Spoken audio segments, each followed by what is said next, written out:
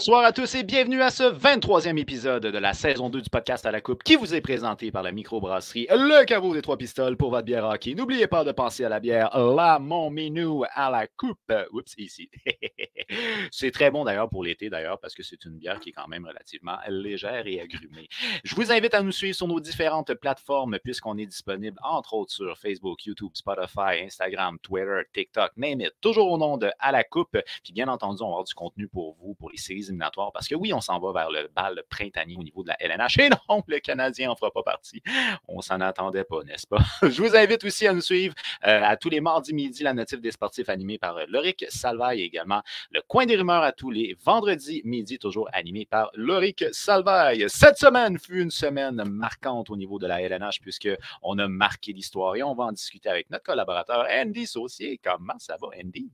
Ça va super bien, toi? Oui, ça va très bien. Alors, est-ce que tu as passé une bonne semaine, Andy? Oui, ça a bien été. En plus, avec du bon hockey, ça joue pas mal de coudes dans ce temps-ci. Il y a pas mal d'intensité. Les playoffs s'en viennent, on a hâte. Puis on Là, a eu... Vas-y. avant qu'on y aille avec les glorieux Bruins, on va y aller avec nos glorieux à nous. Et c'est une fin de saison qui est plutôt pénible du côté du Canadien de Montréal. Oui. Ton feeling, là, comment tu te sens par rapport à cette fin de saison-là qui est tough? Je pense qu'on s'y attendait tous, dans le sens qu'on ne s'attendait pas à grand succès cette saison. On savait où que ça s'enlignait. Mais là, les derniers matchs sont pas faciles. Les 10 derniers matchs ne sont pas évidents. Mais regarde, il y a eu beaucoup de blessés. Puis là, ça commence à paraître. Les gars sont fatigués. Les gars sont probablement tannés. Ils ont hâte que ça finisse. Nous autres aussi, je pense. On veut que le calvaire arrête. Puis recommencer à 9 l'année prochaine.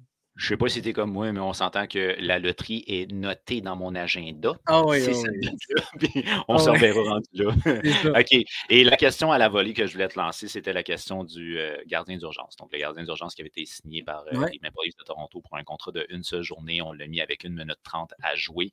Chris Wideman a très mal vécu avec ça. Un petit commentaire qui était pour toi un commentaire bien placé ou déplacé? Tu sais, je pense que Chris Wideman, vraiment fâché de la situation avec le Canadien en ce moment. Je pense que le gars, il sent que ça va être un peu la fin pour lui après son contrat. Mais je pense pas que c'était vraiment... Tu sais, il y a eu beaucoup de choses sur les médias sociaux aussi. Je pense pas que c'était irrespectueux de la part de Toronto. Le gars, il a été signé, il a vécu son rêve. 1 minute 30, ça va rien changer à la game, pantoute. Mais comme pas pantoute, là. Je pense que ça a fait une grosse histoire pour peu, comme ça fait souvent dans les médias avec le Canadien. Mais écoute, Chris Wideman, il avait de la colère, évidemment, lâché une bonne pine au Maple Leafs en disant il va avoir ce qu'il mérite dans la première ronde. Écoute, c'est une bonne phrase. Ben, là, moi, je veux te lancer juste deux idées rapides. Je pense que son nom, c'était David Harris ou quelque chose comme ça. Voyons, le gars de la Zamboni, c'est ça? Exact. Ouais. Donc, les livres, ça l'était fait faire et d'une manière beaucoup plus importante parce qu'il me semble qu'il y avait eu comme une période complète. Il y avait eu des tirs. Oui, il avait été important dans le match. Et les livres en ont entendu parler beaucoup. Fait que je pense pas que leur insulté. Puis David, il en avait sauvé une coupe. Ouais. Je suis pas sûr qu'il a accordé un but. Je me rappelle pas, mais il me semble que non. Mais je peux pas dire. Mais le point étant, c'est que les livres se l'ont déjà fait faire. Puis tu sais, j'ai pas souvenir qu'un joueur des Leafs avait sorti dans les médias de ce genre-là. Non. Ça va être mon premier point. Et mon deuxième point, c'est que pour les Leafs, là, ben, en tout cas pour le coach, là, tu prends ça, Wideman, puis tu le mets dans la chambre, puis tu fais comme regardez ce qu'on pense de nous autres. Il dit on se fait sortir en première ronde, mais Chris, c'est le temps de passer à la deuxième. Fait que je pense que ça peut être un élément de motivation. Bref. Avec des points plus positifs, cette semaine, on a eu la chance de passer à l'histoire du côté des Bruins de Boston. C'est quelque chose qui est en soi historique, mais quand même débattable. On sait que c'était peut-être calculé différemment et tout ça, mais on prend juste les Bruins de Boston, 63 victoires. Ton feeling par rapport à ça? Moi, je trouve ça incroyable. On a vécu l'histoire dans la Ligue nationale cette semaine. Ils ont eu le plus de matchs. Ils ont plus de victoires, mais aussi plus de points. Fait qu'ils ont un peu 2 records par rapport à l'histoire. Moi, je trouve ça vraiment impressionnant. Là. C'est pas mal, beaucoup d'experts puis de gens dans la coupe sais, on pensait tous que les Bruins n'allaient pas faire des séries. Là. Oh, tu peux prendre plus large. Je pense que les fans de hockey, de manière générale, les Okay. Bruins, ils n'étaient pas sûrs pour cette année. Fait que moi, je trouve ça extrêmement impressionnant. Je ne sais pas si c'est le dernier souffle de Bergeron, le retour de David Krejci, le nouveau coach, je ne sais pas trop. Mais il s'est passé de quoi à Boston? Ils ont mangé quelque chose avant le début de la saison. Mais Ils ont mangé leurs épinards aussi. c'est vraiment impressionnant. Je ne suis pas un fan des Bruins, évidemment, mais je suis content. Je suis content d'avoir vécu ça. Un gros moment d'histoire comme ça. Il n'y a pas d'autre mot à part que c'est impressionnant, surtout avec l'effectif qu'ils ont, mais le duo de gardien de but était totalement incroyable. Fait que là, toi, en ton cœur de fan du Canadien, ça te fait-tu mal de voir que c'est les Bruins qui ont fait ça? Ça me fait pas mal. C'est ça que je me suis vraiment assis, je me suis dit, ça me fait-tu, hein, cette affaire-là? Pas vraiment, parce qu'on assiste à l'histoire, puis je trouve ça vraiment incroyable. Je trouve ça vraiment incroyable, surtout qu'il était... comment que je peux dire ça? C'était même pas des... Le monde pensait même pas qu'elle allait être des wild cards. Là. C'était... Ils les mettaient hors des playoffs, ils feront pas une série, eux autres sont... Ils seront pas bons cette année. Mais ils ont défait toutes les statistiques autour d'eux autres. Puis ils ont devenu la meilleure équipe de toute l'histoire de la Ligue nationale. C'est juste ça. C'est fou. Andy, je vais me lancer au moi-même des fleurs. Moi, j'avais dit ils vont courir pour une place en série parce que c'est une équipe que je vois comme étant professionnelle depuis tellement d'années. Ils ont une éthique de travail qui est exemplaire. Maintenant, ce qui était le point d'interrogation en début de saison, c'est Jim Montgomery, nouvel entraîneur qui débarque dans une organisation qui avait eu un entraîneur depuis des années. On va changer la mentalité, on va garder la mentalité. Ajoute à ça, tu avais aussi des blessures qui étaient des blessures qui pouvaient être très longues. On pense à Charlie McAvoy qui n'avait pas commencé la saison. On pense à Brad Marchand qui n'avait pas commencé la saison. Que dire de Patrice Bergeron qui sans dire des mauvais mots, mais il est plus vieux, donc il aurait pu être blessé aussi. Alors, comment est-ce qu'on interprète ça, Jim Montgomery? Est-ce qu'il a réussi son pari ou est-ce que c'est le corps de leadership de l'équipe qui a réussi son pari? Moi je pense que c'est un excellent mélange des deux. Je pense que, des fois, on voit ça arriver dans beaucoup d'équipes. Un nouveau coach arrive, il y a un nouveau souffle, il y a des victoires qui s'accumulent. Mais là, je ne sais pas ce qui s'est passé, mais ça a continué. Des fois, il a été long, le nouveau souffle. Des fois, ça s'essouffle, mais là, ça a continué. Puis, crime, je sais pas, le leadership dans cette équipe-là, il n'a pour quelque chose, c'est sûr et certain. Mais, tu sais, même en plus, comme tu as mentionné, McAvoy n'était pas là en début de saison, puis Marchand non plus. Puis ils ont quand même le record de la meilleure équipe de l'histoire. Mais Pasternak, qui a pris les choses en main cette année assez incroyablement, fait que... Je suis pas sûr si c'est un mot qui se dit incroyablement. Ben, incroyable. Bon, ça se dit, ok, c'est pas. On va réinventer un mot, là, ce soir.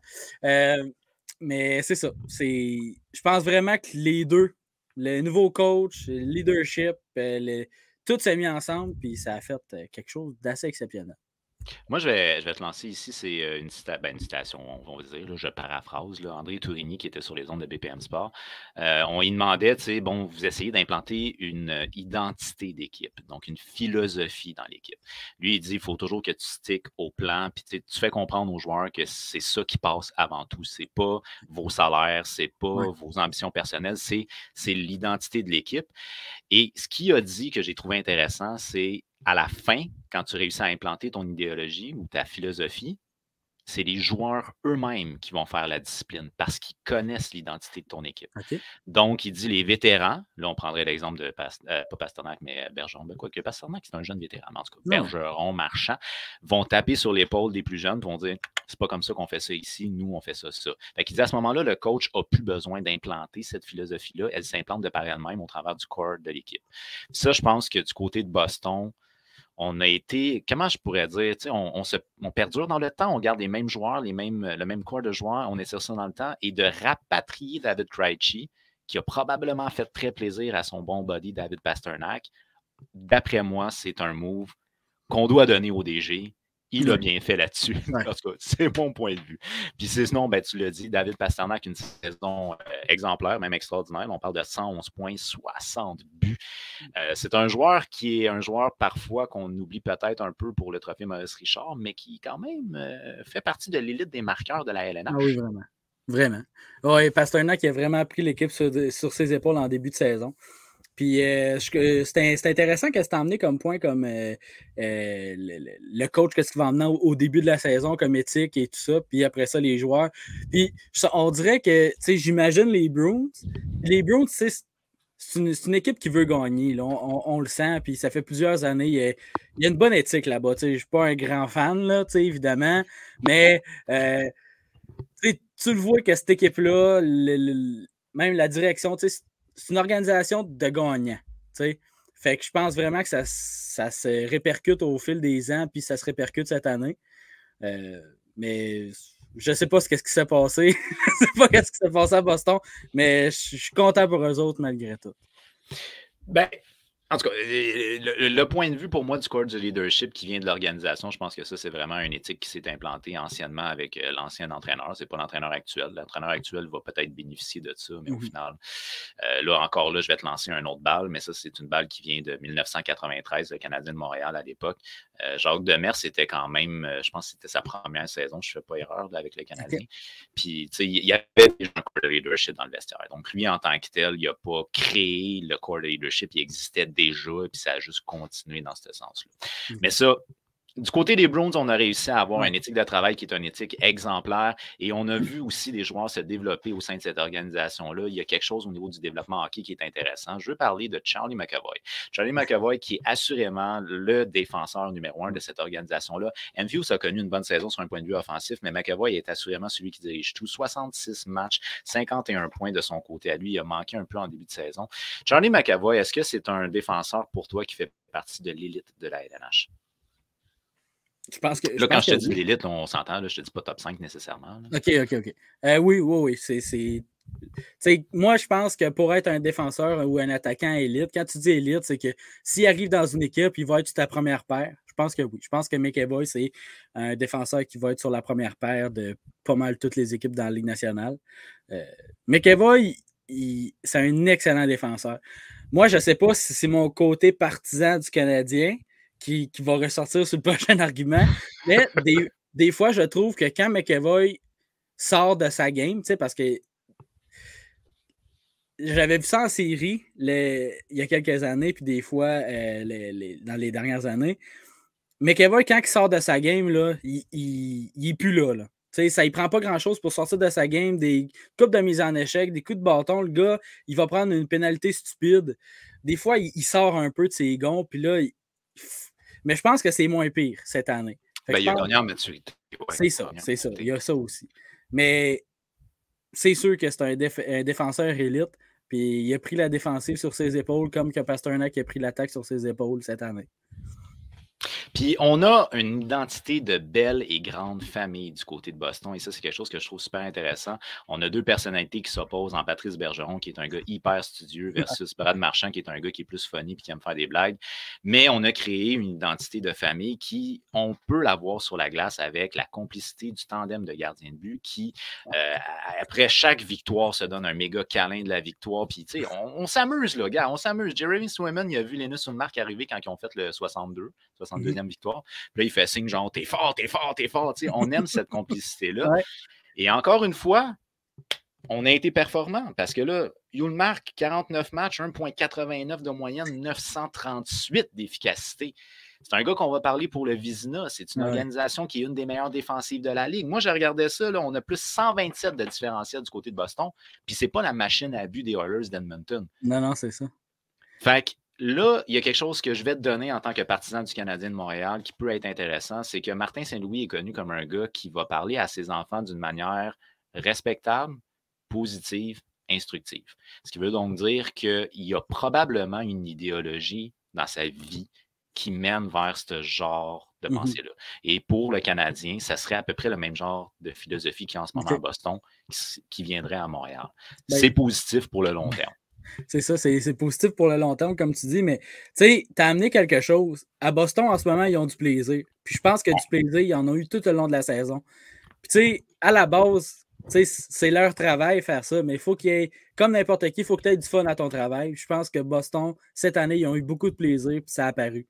Et je pense que c'est même au début de la saison que les deux gardiens ont commencé à faire ça de même, là, à se poigner dans les bras. c'est une belle image. Cette image-là a suivi encore et encore. Mais c'est ça. Je pense que Boston, ils ont eu du plaisir. Puis moi, je trouve ça extraordinaire.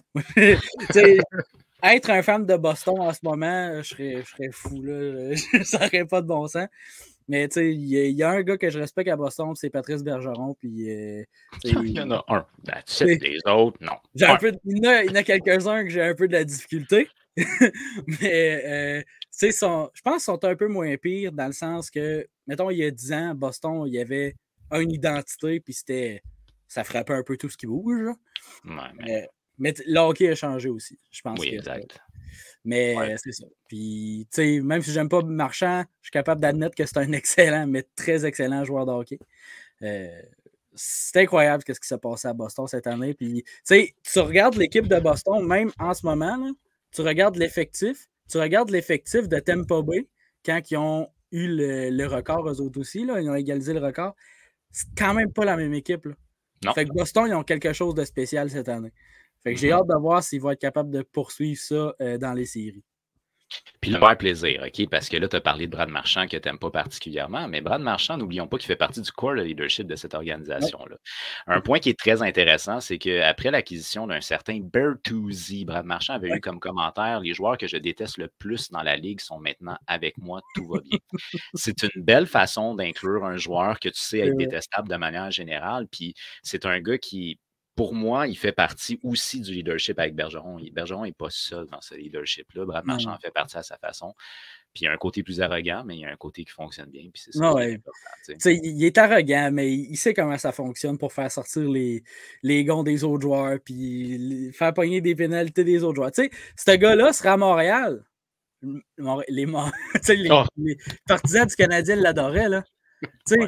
Comme il y a plein d'équipes puis de partisans d'autres équipes qui détestent Gallagher. C'est ça. Mais Marchand sera à Montréal, on l'adorait. Là. C'est sûr et certain.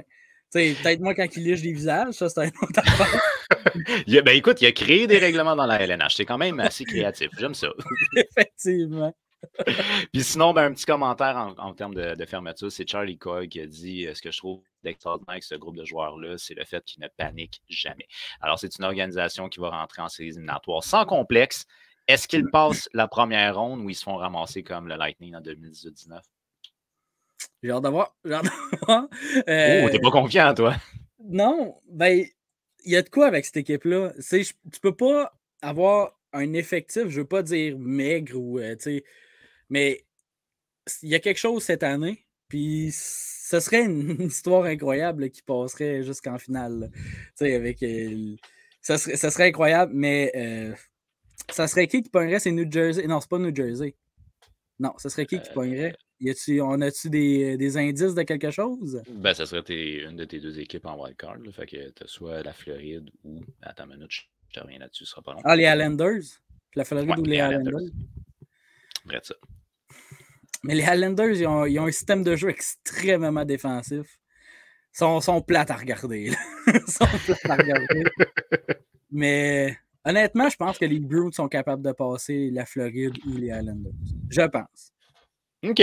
Alors, on a eu la chance d'assister à une saison qui est une saison historique. On peut maintenant rentrer dans les discussions de qui est la meilleure organisation de tous les temps. C'est sûr que le Canadien de Montréal, qui avait eu 8 défaites, c'est assez difficile à connaître. Il n'y avait pas le même nombre de matchs. Puis bon, il y avait beaucoup de choses qui rentraient en ligne de compte. Il y avait la masse salariale dans ce temps-là? Je ne suis pas sûr. Non. Je ne sais même pas si les salaires étaient connus publiquement. Là. Je ne sais pas quelle année que ça a commencé. Fait que, bref, peu importe. Mais on a assisté à un élément d'histoire et on va pouvoir maintenant débattre sur la meilleure équipe de tous les temps. Maintenant, je veux parler quand même brièvement aussi de Erik Karlsson, le défenseur à la belle moustache, a réussi à atteindre un plateau très glorieux d'une certaine façon, plus de 100 points dans sa saison. C'était une première fois depuis 1991-92, si je ne fais pas erreur. Drette ça, 91-92, Brian Leetch chez les Rangers, 102 points en 80 matchs. C'est un désastre défensif, mais c'est une puissance offensive. Erik Karlsson qui a battu son record. Comment tu le fais? Ben, ça a toujours été ça quand Erik Karlsson. Oui. Il y a des bords défensifs, mais offensivement, il a toujours été là. C'était moins ça dans les dernières années. Je pense qu'il y a eu des blessures et des choses comme ça. Ouais. Mais cette année, 100 points. Tu sais, les San Jose sont loin d'être exceptionnels cette année. Là. Avec Erik Karlsson, je pense se couper les cheveux. Je pense que ça peut avoir un lien. C'est ça qui a tout changé. Ouais, il s'est coupé les cheveux, je pense, en début de saison, en tout cas. Mais, mais c'est incroyable. On assiste à quelque chose cette année, avec Erik Karlsson à 100 points, les Bruins, la saison incroyable. Il y a Mick David qui est sur une autre planète. Là. C'est incroyable. Mais pour vrai, Erik Karlsson, c'est le fun. Il y a eu beaucoup de négatifs autour de lui dans les dernières années. Depuis son départ d'Ottawa, il était pas vraiment le même défenseur. Je suis content pour lui. Il a prouvé à la planète hockey qu'il était encore capable. Puis qu'il valait au moins pour cette année son contrat. Au moins pour cette année, c'est bien de le préciser. Disons que le départ de Brett Burns est probablement une des raisons aussi qui a permis à Erik Karlsson d'avoir plus de temps de glace, d'avoir une meilleure qualité de glace, en tout cas, peu importe. Puis le fait que les Sharks, c'est une équipe qui ne performait pas beaucoup cette année, peut-être aussi, parce qu'à ce moment-là, on peut étirer ses présences, c'est pas tellement grave, parce qu'anyways, l'équipe ne va pas chercher à aller plus loin. Fait que, puis il a été chanceux parce qu'il était en santé, comme tu l'as très bien dit. C'est un gars qui, généralement, ne jouait pas des saisons complètes. Là. Il était pratiquement tout le temps blessé. La LNH sera donc à la croisée des chemins, puisque là, on aura besoin de nommer qui va être le gagnant du trophée Norris. Est-ce que le meilleur défenseur de la LNH est Erik Karlsson? La réponse est probablement que non, mais va-t-il le gagner? Oui. Il y a des bonnes chances. Alors, moi, je fais partie des gens qui aimeraient qu'il y ait 2 trophées. Un trophée du meilleur défenseur défensif et le meilleur défenseur offensif. Ça fait vraiment plusieurs années que je dis ça avec mes amis puis mon entourage hockey. Mais, tu sais, il y a un trophée pour le meilleur joueur offensif, le meilleur attaquant offensif, c'est là qui a le plus de points. Et il y a le trophée du meilleur attaquant défensif. Ouais. Pourquoi il n'y a pas la même chose à la défense? Ouais. Garder le trophée Norris puis créer le trophée Bobby Orr, par exemple. Ça, c'est une bonne idée. Pour séparer, parce que des fois, il y a des défenseurs, tu sais, des gars comme Zdeno Chara, des gars comme Shea Weber, je pense que Chara en a gagné un, par exemple. Mais tu sais, des gars comme ça qui sont vraiment des défenseurs shutdown, qui sont extrêmement bons dans leur rôle de défenseur défensif, auraient plus de chances de gagner le trophée. Parce que là, on dit que c'est le meilleur défenseur, mais est-ce que c'est le meilleur défenseur, Erik Karlsson? Peut-être pas. Mais c'est le meilleur défenseur offensif, c'est lui qui va avoir le trophée. C'est ça depuis quand même plusieurs années. Là. Mais peut-être que la mentalité va changer, on ne sait pas. Oui, c'est ça. On verra. Mais ça me surprendrait énormément que ce n'est pas Erik Karlsson qui gagne le trophée. Ouais, ça se pourrait. Mais bon, on verra ça rendu à la fin de l'année. Maintenant, on va y aller avec... on est en deuxième ronde des séries du côté de la LHJMQ. Il y a eu quelques surprises, quelques déceptions du côté de la LHJMQ. On va en parler avec notre chroniqueuse Gabrielle. Gabrielle, bonsoir. Bonsoir, et je tiens à préciser, vous parliez tantôt du câlin des 2 goalers des Browns. Eh bien, à Rimouski, nos 2 goalers font le même câlin à cause de ça. Donc, voilà. Ouais, mais ça doit avoir inspiré plusieurs duos. Ouais, non, c'est vraiment, moi j'adore ce mode-là, là, vraiment. C'est vraiment friendly, c'est le fun. Ouais. Mais tu sais quoi, Gabriel, moi ce que je trouve que ça relève beaucoup, c'est le changement de mentalité dans une chambre de hockey, parce qu'on parlait souvent de la compétition à l'interne, puis là, c'est une drôle de compétition quand t'es rendu que tu dis « je t'aime mon bro, félicitations ». C'est vrai. Ouais. C'est ça que ça devrait être, en fait. Les 2 font le même travail, puis les 2 doivent être, je ne veux pas dire main dans la main, là, ça fait un peu... Mais les 2 sont là pour la même raison. Les 2 doivent savoir leur travail. C'est de garder les buts ensemble pour la même équipe. Il devrait y avoir plus de complicité que de rivalité. 100% d'accord. Ben, c'est ça. T'sais, on regarde les Bruins en ce moment puis on prend des notes au niveau de la mentalité parce qu'il y a quelque chose qui font bien, ça c'est sûr. All right, on va y aller avec la LHJMQ puisque dans la LHJMQ, il y a eu quelques déceptions, je dirais, et sinon, quelques surprises. On va commencer avec les Olympiques. Les Olympiques qui affrontaient les Sea Dogs qui ont rentré un peu sur les fesses dans la série. Puis ça n'a peut-être pas été si facile qu'on pensait. Honnêtement, les Olympiques, ils ont eu des matchs avec des scores élevés, là, c'est super. Par contre, ils ont quand même réussi à perdre un match contre les Sea Dogs, ce qui n'aurait pas été supposé. Ça aurait été supposé être une série en sens unique. Puis, le match numéro 2, je crois, mais les Sea Dogs ont gagné. Et puis, non, le match numéro 3, pardon. Les Sea Dogs ont gagné. Et honnêtement, je comprends pas ce qui s'est passé là. Je pense qu'ils sont rentrés un peu trop confiants. Je crois que, tu sais, là, en deuxième ronde, ils vont affronter les Huskies. Ça ne marchera pas s'ils jouent comme ça, là. Sincèrement, ouais. Je pense pas que les Huskies vont. Ben là, on va en parler plus tard, là, mais tu sais, les Huskies ne vont pas remporter contre les Olympiques. Mais il ne faudrait pas qu'ils soient aussi mous qu'ils l'ont été un peu en première ronde. Sans diminuer les Olympiques, vraiment pas, parce qu'ils ont quand même eu des matchs de 7-1, 9-0, puis c'est merveilleux, mais mettons Riley qui ne sait pas du tout. Il y a eu des points, mais autrement, ça n'a pas été la série où c'est les matchs où c'est le plus montré. Il était moins démarqué, c'est ça. Fait que, je pense que les Olympiques ont peut-être eu une super bonne fin de saison, mais là, trop de confiance. Oui, puis tu as peut-être le facteur aussi, justement, dans le hockey, ça donne beaucoup quand une équipe se voit underdog, on dirait qu'elle se donne plus. Fait que peut-être, là, je lance un élan comme ça. Là.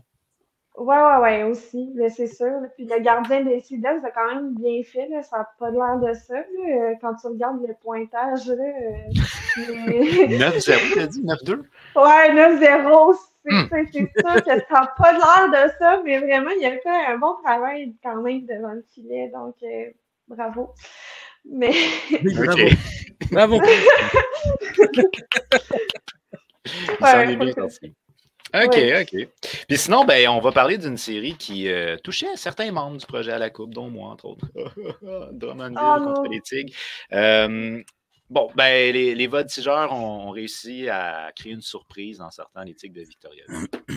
Écoute, surprise, il n'y a personne qui n'avait prédit. J'ai pas vu une prédiction qui disait que Victoriaville allait perdre. Donc, je sais pas ce qui s'est passé avec Drummondville. Ils ont déjà connu une saison en montagne russe avec vraiment plus de bas que de haut. Changement d'entraîneur, etc. Puis, tu sais, non, ça n'a pas été une superbe saison pour Drummondville. Par contre, tu sais, Victoriaville était clairement l'équipe la plus solide d'entre les deux. Par contre, ça s'est pas présenté. C'est pas ce qui s'est passé. Les matchs ont été très serrés, somme toute, là, vraiment.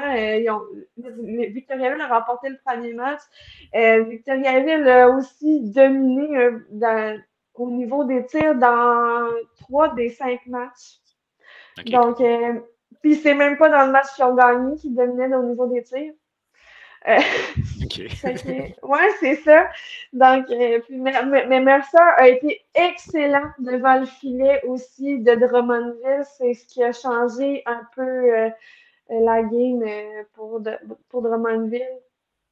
J'ai vraiment été étonnée. Est-ce que je peux te poser la question? Je me rappelle que tu avais mentionné quand on avait fait le survoi des séries que Maverick Lamoureux devait, disons, être un peu plus discipliné. Est-ce que ça a changé dans la série? Je pense que ça s'est. J'ai pas son temps de punition, mais d'après moi, ça a été quand même pas si mal. Honnêtement, là, je pense pas que ça a été la série la plus physique. Ça jouait. C'était du bon hockey des deux bords, mais je pense que Maverick Lamoureux a réussi à être. Être calme. Ouais, c'est ça, être calme. C'est bon. Et puis sinon, ben, j'ai pas le choix, il faut qu'on se parle de la série qui a opposé l'Océanique de Rimouski au Saguenay de Chicoutimi. Ça, tu l'as vu de proche, cette série-là, toi? Ah, de très, très proche. Écoute, je m'excuse sincèrement. J'avoue, hein, t'avais misé sur l'autre, toi. J'avais dit Chicoutimi en 7, ça a été Rimouski en 5, ça a failli être en 4. Écoute, je sais pas ce qui s'est produit, c'est l'effet Cerveau-Soleil, c'est ce qui se passe avec Rimouski en séries éliminatoires.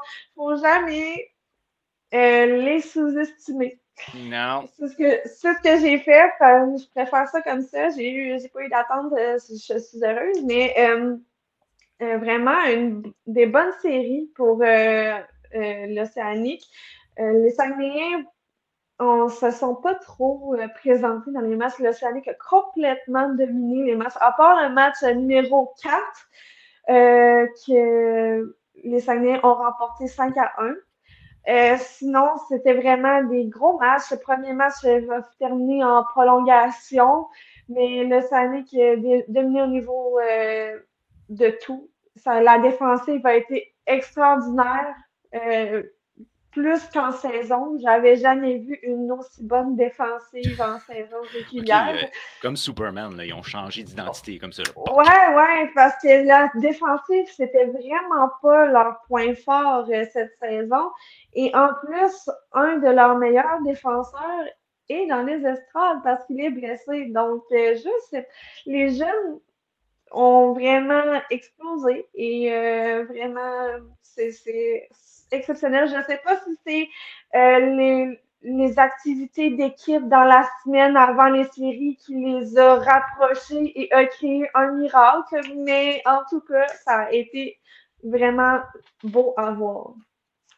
Et il faut préciser qu'au match numéro 1, l'Océanique avait perdu. William Dumoulin, on pensait qu'il allait perdre tout le long des séries parce que Matteo Mann avait fait un coup assez ridicule au niveau de la tête.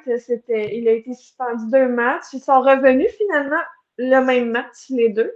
Dumoulin est revenu. C'est le seul qui a marqué lors du match numéro 4. Donc, à son match retour, il a marqué. On a perdu aussi Yann Sprinard, blessure à la jambe, au genou, je ne sais pas. Mais, en tout cas, j'espère qu'il va revenir bientôt. La liste de blessés varie, s'allonge, revient. En tout cas, mais ils ne désespèrent pas. Ça se passe très bien malgré tout. Bon, en tout cas, ils ont réussi à passer la première ronde. C'est déjà ça. C'est un bon pas. Maintenant, on va y aller avec la deuxième ronde des séries éliminatoires qui devrait donner un peu plus de fil à retordre. Hein? Québec va affronter l'émission. Là, ça a été le fun le temps que ça a duré, dans le fond. Là. Ouais, c'est ça. Je réitère. Au premier podcast sur les séries, j'avais dit ce que je pense, ça va être une série de souffrance. Eh bien, là, je le dis encore plus. Ben oui. Et c'est plus que de la souffrance, c'est de la torture rendu là. Mais sincèrement, écoute, Québec a connu une première ronde exceptionnelle. Bon, c'était facile là, contre Charlottetown. Bon, Charlottetown, c'est somme toute bien défendu, là, mais comme du mieux qu'ils pouvaient. Et c'est la deuxième année consécutive que l'Océanique et les Remparts se rencontrent en quart de finale. Donc, c'est la rivalité. La rivalité est là depuis plusieurs années. On se rappelle la Coupe mémoriale, la Coupe du président mémorial, en tout cas, peu importe, en 2015, gros événement. Québec nous détestait. Et puis, voilà. Mais là, c'est deuxième année consécutive en quart de finale. C'est sûr que la rivalité, c'est quasiment tous les mêmes joueurs des deux côtés. Donc, ils se connaissent. Ouais, ils se connaissent en masse et je pense et moi j'apprécie énormément le duo d'entraîneurs qui se combattent pendant les points de presse. Ça, là, Serge Beausoleil et Patrick Roy dans les points de presse, ça se pique, donc ça va être magnifique. C'est un show à part entière, ça. Ah ouais. Mais c'est ça. Moi, je pense que la défensive de l'Océanique peut peut-être parvenir à bloquer un peu les allées et venues des Remparts, mais les Remparts ne laisseront pas l'Océanique rentrer tant que ça dans la zone offensive. Donc, fait que là, tu te risques pour la deuxième ronde de dire aussi que l'Océanique va se faire éliminer? Ouais, en 4. En 4. En 4? OK. Garde. Mais écoutez, moi, j'ai les prédictions de Guillaume et de PO devant moi. Théo dit Québec en 5 et Guillaume dit Québec en 6. OK. Moi, On je est dis en optimiste, tu vois? Puis toi? En tout cas, Ouais. Toi, tu ben, penses elle en- Ah oui, tu l'as dit encore. Ouais, un 4. Un 4. en tout cas, tu t'es trompé une fois, tu vas peut-être te tromper 2 fois. Je dis ça C'est comme ça. ça. Si je me trompe, ça me dérange pas. Écoute, on avait tout dit Chicoutimi, là, puis ça n'a pas été ça, de tous les côtés. C'est pas grave. Il faut au minimum que tu y crois. Gros minimum. Ouais, j'y crois. Mais je le dis pas. Je touche du bois. Fait que là, pour la deuxième série, cette fois-ci, on y va avec les Moussets d'Halifax qui affrontent Moncton, les Whitecaps. Hey, ça va être dans. Pas les Caraïbes, mais les Caraïbes. Wow, les Maritimes. Ouais, les Caraïbes. Il fait chaud! Ah, Il fait chaud! Il fait chaud. Ouais, les Maritimes. Dans les Maritimes, dis-je bien, et on m'avait dit, PO m'avait dit que dans les Maritimes, on aimait ça, le jeu physique. Est-ce que c'est vrai qu'on a cette identité-là? Ouais. Oui, c'est vrai, c'est très vrai. Et honnêtement, les Moussets ont eu une première ronde assez facile, mais en même temps pas. Parce que les Eagles de Cap-Breton ont réussi à bien se défendre. Et puis, ça n'a pas été des matchs où il y a eu des gros écarts dans le pointage, à part le match match numéro 3 qui a fini 8-2. Les autres, le match numéro 2 a fini en prolongation. Match numéro 1, 4-1. Match numéro 4, 3-2. Ah, c'est serré. Ouais, puis on s'entend que Cap-Breton, il était dans le bas du classement. Ah oui, Là, oui. il était 11e. Donc, Halifax a beau avoir une grosse attaque. Si rendu à la défensive, ça marche plus, ben là, contre Moncton, Moncton, le problème, c'est qu'ils ont fini mardi. Donc, en ayant fini mardi, puis en ayant des 7 matchs et dont 5 en prolongation. Et si bol! Ouais, Ça l'a patiné!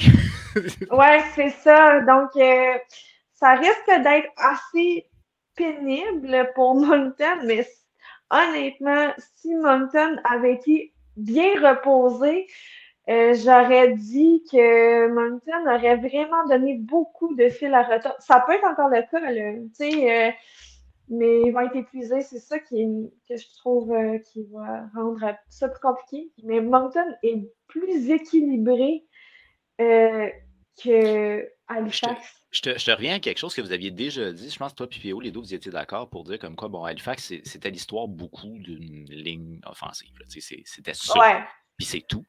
Mais là, de la manière que tu me parles, j'en comprends que Moncton ne sera pas à son top. Donc, la force offensive va dominer. Là.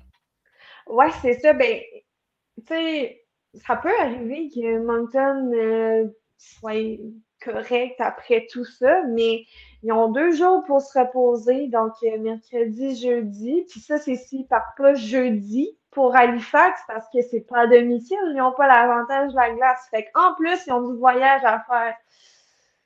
Fait que je pense que ça va être difficile, mais je crois que Moncton va bien se débrouiller pareil dans cette série-là. Parfait. Fait que là, si tu as à y aller avec une prédiction, tu irais pour Halifax, j'en comprends. Là. Halifax en 6. En 6? OK, c'est quand même assez expéditif. Ouais, j'ai vraiment confiance en Moncton. Je suis surprise du rendement qu'ils ont donné en cette série. Donc, ouais, en 6. OK. La prochaine série, mon Andy? Yes, ben Gab, je veux t'entendre sur la série.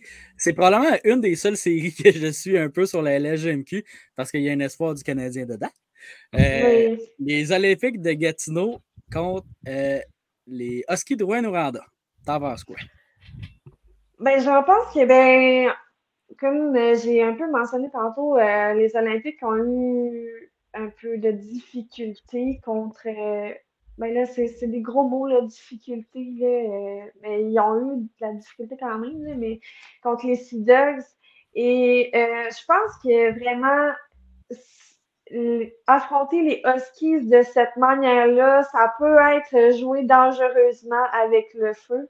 Parce que les Huskies, se sont très bien débrouillés contre les Cataractes en première ronde et continuent ce qu'ils ont fait tout au long de la saison, suivre le plan de match à la lettre et avoir du fun aussi parce que cette équipe-là est jeune et personne se serait douté que non plus qu'ils au début de la saison, évidemment, qu'ils soient capables de faire autant aussi bien que ce qu'ils ont fait. Donc, moi, j'aime beaucoup les Huskies et j'ai l'impression que ça va être une série où les Olympiques vont bien se débrouiller, mais vont devoir travailler fort et pas juste essayer de marquer, essayer de faire des bons jeux. C'est bien beau à mettre, des buts, là, mais il faut aussi que tu sois bon partout. Donc, c'est un peu dans le même sens qu'Halifax. Bon, ils ont une très bonne défensive, là, les Olympiques, là, c'est pas un problème. Mais encore là, l'absence de Noah Warren peut finir par causer du souci. Et ben, c'est ça, c'est ce que je disais aussi tantôt, Riley Kidney, justement, que tu surveilles, ben, il a fait des buts. Mais ça n'a pas été. Mais il n'a pas fait plus. Il a fait des buts, c'est tout. Ouais, c'est ça. Ça n'a pas été le genre le plus. Il y a quand même, je pense, je sais pas si il y a 6 points, là, mais je sais pas si c'est 6 buts, là, mais il a fait du bon travail, là. Mais ça peut être le genre le plus impressionnant. On parle à Alexis Gendron qui a 2 tours du chapeau depuis le début des séries, ouais. Olivier Nadeau, Zach Dean aussi, ils ont très bien fait. Mais c'est ça. J'espère voir plus de Riley Kidney en deuxième ronde. Le seul match que j'ai vu de la LHMQ cette année, c'était les Olympiques contre l'Armada. Et je peux te dire, Andy, que Riley Kidney a des sales mains. Il est vraiment intéressant à voir dribbler avec la rondelle, mais je serais porté à dire que c'est pas nécessairement le meilleur playmaker pour l'instant, en tout cas. Mais le bout que j'ai vu, moi, que des mains. Que des mains. Non, c'est pas le meilleur playmaker. Tu as parlé un peu de Noah Warren. Est-ce qu'on sait s'il va revenir ou sa saison est terminée? Ah non, sa saison est terminée. C'est vraiment.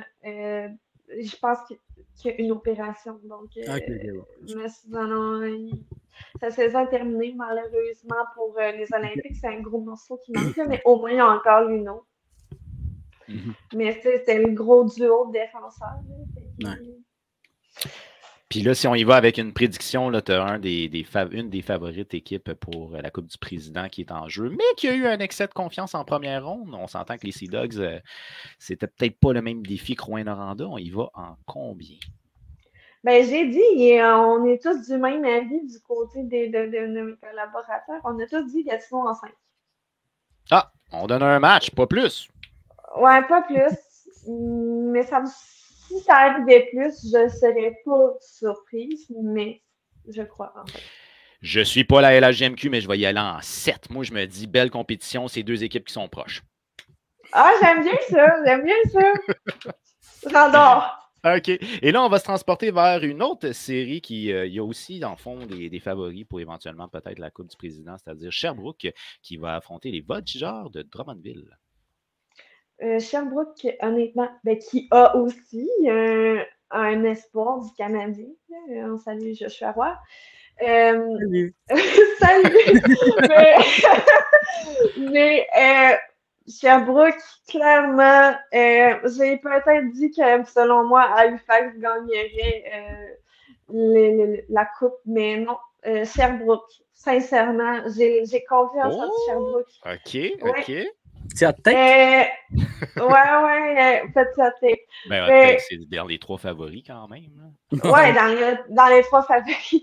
Mais Sherbrooke, se sont super bien débrouillés là, en première ronde contre l'Armada. Désolé, Guillaume, pour cette pénible série. Mais vraiment, le trio Roy, Gauthier, Gill, encore une fois, ils ont dominé la série. Là, vraiment incroyable. Ils ont un défenseur qui s'appelle Tyson Hines qui a été nominé dans les défenseurs de l'année, mais bon, on s'entend que ce ne sera pas lui qui va gagner là, le trophée, mais tout de même, il a connu une excellente saison. Vraiment, équipe complète qui compte les Voltigeurs qui ont créé une énorme surprise en éliminant Victoriaville va clairement avoir des petites difficultés, ça c'est sûr. Drummondville va vraiment travailler fort et c'est la bataille des frères Gauthier aussi, les fils à Denis Gauthier. Ouais. Je sais que ses fils jouent, mais je ne savais pas où. C'est la bataille. Ouais, l'autre était à Sherbrooke aussi, mais maintenant Drummondville, donc ça va être la bataille. Puis en plus, le papa travaille pour les Voltigeurs, donc grosse bataille. Ouais, c'est ça. Il y a de l'histoire familiale là-dedans, c'est cool. Et je l'ai vu à On Jase, il a dit que pour cette série-là, il se détachait des Voltigeurs. Il allait être dans la foule et ne rien dire. Donc, ouais, non, pour vrai, je crois que les Voltigeurs ils ont été impressionnants en première ronde et Mercer a été impeccable aussi. Donc, je crois que ça va pas nécessairement être facile pour Sherbrooke, mais je pense pas que Sherbrooke va se laisser marcher sur les pieds du tout, surtout pas avec l'équipe complète qu'ils ont. C'est probablement l'équipe la plus complète en ce moment avec les Remparts de Québec, mais je mise beaucoup plus sur Sherbrooke que sur les Remparts. OK. C'est pas le côté partisan de l'Océanie qui parle, c'est vraiment le côté, je pense que Sherbrooke a un avantage. Donc, moi, je pense que... D'après toi, Sherbrooke va ramasser Drummondville. Non, pas ramasser. Okay. Moi, j'ai vraiment dit Sherbrooke. J'ai dit Sherbrooke en 6. Ah, quand même, ça donne une bonne série. Je pense que Drummondville va compétitionner, mais... Gab, ne nous quitte pas. Parce qu'on a avec nous un partisan des Voltigeurs de Drummondville qui va avoir le droit de s'exprimer sur son organisation. Guillaume, salut! Bonjour tout le monde. Et en fait, c'est pas juste une question partisan. Je pense qu'il y a une question aussi que j'aimerais savoir du travail pour la 3e ronde. Moi aussi, j'aimerais ça, là. Ouais, non, c'est ça. Je suis d'accord avec la majorité des propos de Gabriel en disant qu'effectivement, si je pense qu'il y a une équipe qui pourrait se rendre jusqu'au bout, ça serait Sherbrooke. Par contre, j'ai été témoin, évidemment, de la première série des Voltigeurs. Tout le monde avait dit, dont Stéphane Leroux, Victoriaville en 5, Victoriaville en 4. Personne ne croyait vraiment aux chances des Voltigeurs. Puis, finalement, les joueurs qui semblent avoir vraiment adhéré au système d'Éric Bélanger, et finalement, les choses ont débloqué. Au bon moment, mais ont débloqué. Et ce, malgré que certains joueurs n'ont peut-être pas eu le nombre de points qu'on aurait peut-être attendu d'eux en première ronde, mais n'empêche que, en général, puis ça c'est la même chose pour Sherbrooke, mais en général, tout le monde chez les Voltigeurs ont contribué. Puis je pense que c'est ça qui a fait qu'au final, ils ont été capables de battre Victoriaville en première ronde. Peux-tu me dire si Maverick Lamoureux s'est bien comporté? Oui, bien comporté. Oui, ça a été une bonne série pour Lamoureux. A obtenu des points d'ailleurs. Puis, au niveau justement aussi là, de sa prise de punition, bien, il y en a eu moins. Des minutes de pénalité qui se montent à 6, mais quand même raisonnable dans une série qu'on considère de 5 matchs. Et il y a 4 minutes sur 6 là-dedans qui étaient en fin de match. Numéro 4 qui était à Drummondville. Il y a eu un début d'échauffourée, puis on voit la nouvelle tendance maintenant, les joueurs qui ne jettent plus les gants. Donc, je vais y aller avec l'expression. Il y a eu beaucoup de casse-gants sur la patinoire à la fin du match numéro 4. Et Maverick Lamoureux qui a écopé d'un 4 minutes pour Rudess à ce moment-là. Donc, c'était 4 minutes sur 6 dans son cas. Donc, un vrai 2 minutes de pénalité. Il a quand même été pas mal discipliné. OK, écoute, moi je suis content d'entendre ça. Là, ça me fait du bien d'entendre ça. Tu sais, regarde, peut-être que quand il est revenu de sa blessure, il était trop primé puis il était trop dedans. C'était excessif. Il mangeait les bandes, en tout cas. Ça, je peux vous dire, à son retour, il avait hâte. Puis, sans nécessairement mettre de pression, je pense que vous avez probablement tous vu l'article, là, mais les Coyotes de l'Arizona, qui, eux, avaient quasiment établi un campement général à Drummondville pour faire le suivi de la réhabilitation de Maverick Lamoureux. Fait que je pense que ça a peut-être mis un peu de pression quand il est revenu, de dire bon, ben là, il faut que je mange les bandes, là, puis il faut que je frappe tout ce qui bouge. Puis, fait que je pense qu'il y a une partie de ça qui était peut-être un peu de pression, mais en général, là, je l'ai trouvé très calme au courant de la série, très responsable. Puis ça a été là, vraiment un leader sur la patinoire. Écoute, je bois tes propos, là, Guillaume, puisque lorsqu'il était venu sur le podcast à la Coupe, d'ailleurs, l'épisode est disponible sur notre chaîne YouTube, Maverick Lamoureux, en entrevue, nous avait confié qu'il avait mentionné à Bill Armstrong des Coyotes qu'il était comme Colton Parayko, un style de défenseur qui est très physique. Alors, peut-être, est-ce que c'est pour ça que quand il a commencé à jouer, il y avait un style plus physique? Là? Ou très physique, mettons. C'est sûr aussi que le style d'arbitrage de la LHJMQ n'est pas le même que l'arbitrage professionnel. Bon, à certains égards, ça peut se rapprocher, mais il y a beaucoup de différences, il y a beaucoup de, je ne veux pas dire de disparités, mais c'est deux systèmes complètement différents. Je pense qu'à un certain égard, je pense qu'on en tolère plus du côté des officiels quand on parle de la Ligue nationale.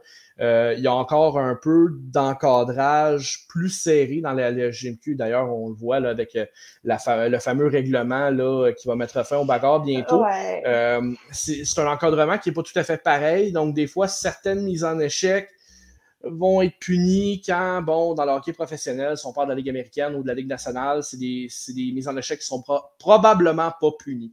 Donc, je pense que ça peut rajouter à ça aussi. Les arbitres tiennent peut-être la laisse un peu plus serrée là, dans le circuit junior québécois. OK. Bon, ben écoute, merci beaucoup, Gabriel, d'avoir été là pour nous parler des séries éliminatoires de la LHJMQ. On va savoir prochainement, mais sinon, tes articles vont sortir tout au cours des séries de la LHJMQ sur la coupe.ca. Ça sort tout le temps, je ne le fournis plus. Ben, bonne série, puis bonne chance à tes émotions, ma chère. Merci, oui, il va en avoir beaucoup. Bye bye. Alors, Guillaume, toi, tu es ici pour nous parler de la course aux séries du Rocket de Laval, mais j'aimerais ça que tu nous expliques un peu comment fonctionnent les séries éliminatoires dans la Ligue américaine, s'il te plaît. Et j'aurais le temps de prendre un café, Yves, honnêtement. C'est quelque chose au niveau de la Ligue américaine. Des fois, on semble penser que tout ressemble à la Ligue nationale. C'est pas vrai. Il y a beaucoup de différences. Et d'ailleurs, ça commence avec un modèle de séries éliminatoires en 5 rondes éliminatoires. Donc, il y a 4 rondes, peut-être un peu plus classiques, mais il y en a une plus de barrage qui est un meilleur de 3 matchs. Donc, 2 victoires nécessaires pour gagner la série. Donc, ça, c'est la première ronde. La deuxième, là, on parle vraiment d'une série demi-finale de division, là où toutes les divisions ont le même nombre d'équipes et le même nombre de séries. Parce que la première ronde, celle de barrage, écoutez, c'est pas mêlant, là. C'est presque pas pareil d'une division à l'autre. Il y a 4 séries au niveau, il y a 4 équipes en série au niveau de l'Atlantique dans la première ronde, donc 2 séries de barrage, une dans la division Nord, une dans la division centrale et 3 séries de barrage au niveau de la division Pacifique. D'une division à l'autre, c'est pas pareil du tout. Il n'y a pas un seul format qui se ressemble. C'est pas identique dans aucune des divisions. Puis ça s'explique par justement la différence peut-être là, justement du nombre d'équipes d'une division à l'autre. C'est sûr que ça fait beaucoup de différence. Donc là, dans ce cas-ci, quand on regarde la course aux séries dans la division Nord, en l'occurrence, ben là, il y a 5 équipes qui passent en séries éliminatoires, tandis que dans d'autres divisions, là, on peut parler de 6, il y en a que c'est 4. Donc, ça peut devenir un peu mêlant là, quand on regarde le portrait des séries éliminatoires là, au niveau de ces divisions-là. Mais honnêtement, tant mieux dans un sens, parce que dans la division Nord, bon, c'est un peu plus serré, il y a moins d'équipes en série de barrage. Par contre, ça laisse peut-être une course aux séries un peu plus claire. Puis dans le cas là, du Rocket de Laval, on peut presque toucher aux séries éliminatoires du bout des doigts. D'ailleurs, il y a un match en cours présentement. On est en 3e période, le Rocket qui affronte les Marlies de Toronto à la Place Belle présentement. C'est 3-2 pour le Rocket en 3e période. C'est préenregistré, donc ça va être jeudi. Ça va être diffusé jeudi. Fait que dans le fond, vous, à la maison, vous avez déjà des résultats que nous, on n'a pas. De toute façon, tu vas pouvoir couper au montage, j'imagine. Non. Il n'y a pas de montage, mais c'est pas grave. C'est vraiment grave. Bon, ben, je m'excuse à tous les téléspectateurs de vous avoir induit en erreur. Le match est bel et bien mercredi soir, donc vous aurez le résultat au moment où le préenregistrement va sortir. Mais, somme toute, cette partie-là est très importante. Mais Ben oui. Dans le classement aux séries, au niveau du Rocket, c'est simple, il ne faut pas perdre de match. Donc, le match de mercredi soir est très important, mais aussi Cleveland joue jeudi soir. Puis Cleveland, un match en main sur le Rocket de Laval et seulement 1 point de retard au niveau du classement. La bonne nouvelle, c'est que Cleveland affronte 2 fois Rochester d'ici la fin de la saison. Rochester qui sont plus haut au classement, une équipe quand même très solide. Et du côté des Monsters de Cleveland, c'est un petit peu la même situation que le Rocket de Laval. On a eu beaucoup de rappels dans la Ligue nationale, une équipe là, affiliée là, qui a dû prêter beaucoup de joueurs à son équipe de la Grande Ligue. Donc, est-ce qu'il y aura des rappels de dernière minute? Est-ce que du côté des Blue Jackets, est-ce qu'on va renvoyer des joueurs au niveau de la Ligue américaine, un peu comme le Canadien l'a fait, avant de rappeler 2 autres joueurs au niveau de la Ligue nationale? Ça va être à voir, mais somme toute, la prochaine semaine, ou en fait les 3-4 prochains jours, vont être déterminants là, pour la course aux séries pour le Rocket, parce que si on passe, on va passer vraiment par la peau des fesses. Oui.